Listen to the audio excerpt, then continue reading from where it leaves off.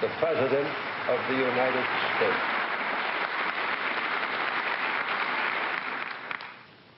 John Kennedy's death commands what his life conveyed. President Lyndon Johnson pledged to carry out Kennedy's intentions to pass a civil rights bill and to help the nation's poor. And America must move forward.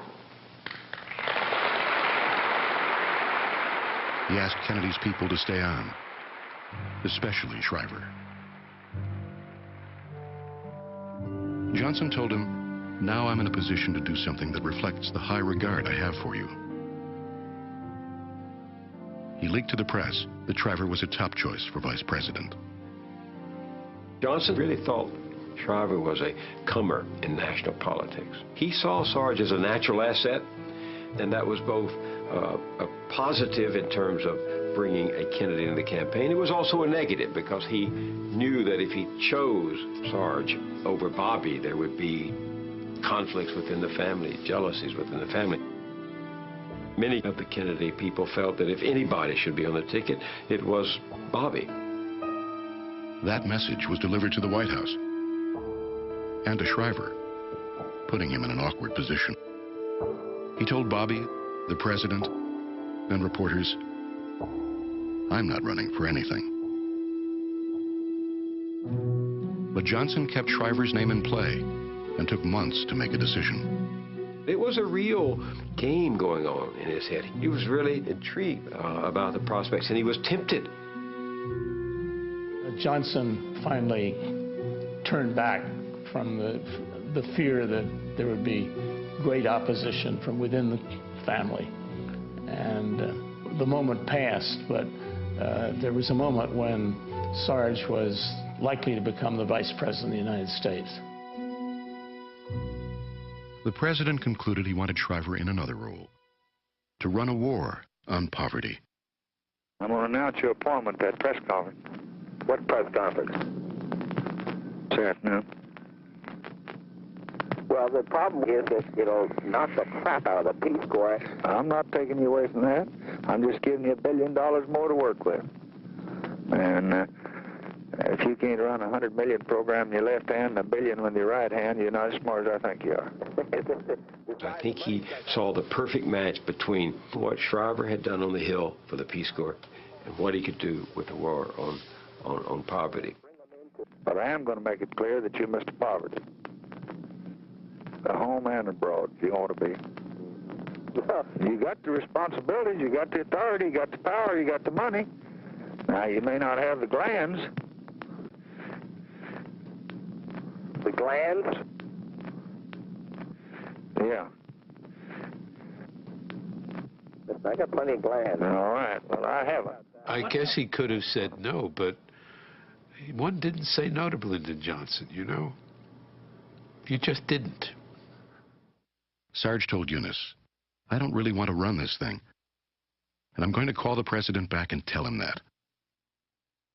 How long do you think you want me to do this? As long as you want to. You know, the Peace Corps has been sort of a non-political thing. I think this will be quite political. I don't. You just go ahead now and brace yourself. Let's go. You ready? Well, I'm still hoping that you won't. Let me put it that way. Okay.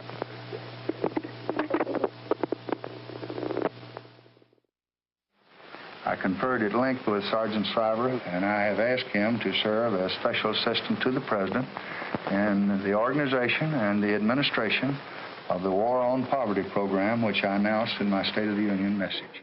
Mr. Shriver will begin immediately to study the causes and cures of poverty in the United States.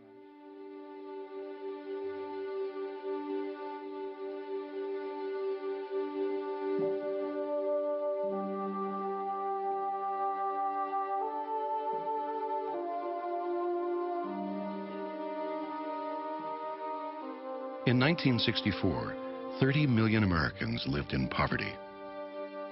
Although most of the poor were white, the power of the civil rights movement raised the issue to a place on the national agenda and stirred the new president to action. Can you help us free these Americans from the prison of poverty? And if you can, let me hear your voices. As a young man, Johnson had taught Mexican-American children in rural Texas. Later, as a congressman, he idolized Franklin Roosevelt and dreamed of completing the New Deal. He named his vision for a better America, the Great Society. It included civil rights, voting rights, support for the arts, medical care to the elderly, and help for the poor. Lyndon Johnson was a master at moving legislation through Congress, but he had no blueprint for ending poverty. For that, he looked to Shriver. If a general was asked, I want you to launch war on Grenada, could you invade it and take it over? Well, that's something you can get your mind around.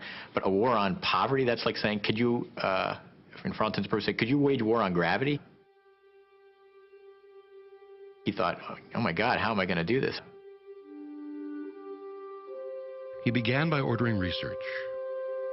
And then he went looking for what the author Michael Harrington called the other America, the invisible poor. In Appalachia, Shriver saw schools that were shacks and heard stories of children eating dirt from the inside of stovepipes. In the Deep South, he witnessed the rule of Jim Crow, whereby black children were kept out of school to pick cotton, while their parents faced violence if they attempted to vote. In the North, most blacks were confined to ghettos, cut off from good schools, housing, and jobs. When Shriver saw the research he ordered, he was stunned. Of all the nation's poor people, half were children. He became very, very committed to the point where this was no longer just a political assignment or something he needed to do because the president asked him, but this was something that had to be done and done right, and he became very passionate about it. People are interested in being treated as human beings. They're interested in having other people treat them, as the Declaration of Independence says, as equals. That's the first thing that's needed in the war against poverty. The civil rights movement had really elevated the notion of equality, and he wants to extend that spirit now to programs to end poverty nationwide. You have to have that sense of human respect and dignity and equality before these other specific programs, like a health program or an educational program, can have its maximum effect. Mr. Shriver, you say that you hope that something... Shriver called up anyone who knew anything about poverty. Activists, scholars, the priests and nuns who worked among the poor, and the reporters who wrote about them. In 16 weeks, they had a plan. It's not a program of federal handouts to alleviate poverty temporarily. It is aid to help those who are willing to help themselves get out of poverty by building up their skills, increasing their employability. Shriver hated the idea of handouts, which he equated with what he called cheap grace, a kind of a charity which does not empower people. The plan created OEO, the Office of Economic Opportunity.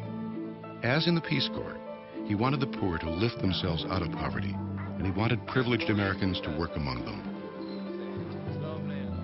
OEO launched VISTA, Head Start, Youth Corps, Job Corps, Upward Bound, Foster Grandparents, Work Study, and a way to give poor communities resources for their own anti-poverty programs called Community Action. Community action, as its name implies, is local action. We depend completely on local communities to come to Washington with their own programs of combating poverty in the ways that they see fit to do it in their own hometown. Everybody's talking about our country's problems. Why not do something about them? The name of the game is VISTA. Volunteers in service. Shriver returned to the college campuses and urged students and teachers to practice what he called the politics of service. Not by more courses and responsibility, not by lectures, not by commencement speeches, but by political action in this true sense of politics, in the service of your city. It mobilizes a tremendous cohort, particularly of young Americans, who are now being challenged in a way in which they felt they had not been challenged before. It was a time in history when it was clear that it's the right thing to do, and you could do it. Just do it. Everybody get involved and do what you can do. Within a year, OEO announced that the war on poverty had reached 3 million people. Newsweek wrote, "The poor were no longer invisible."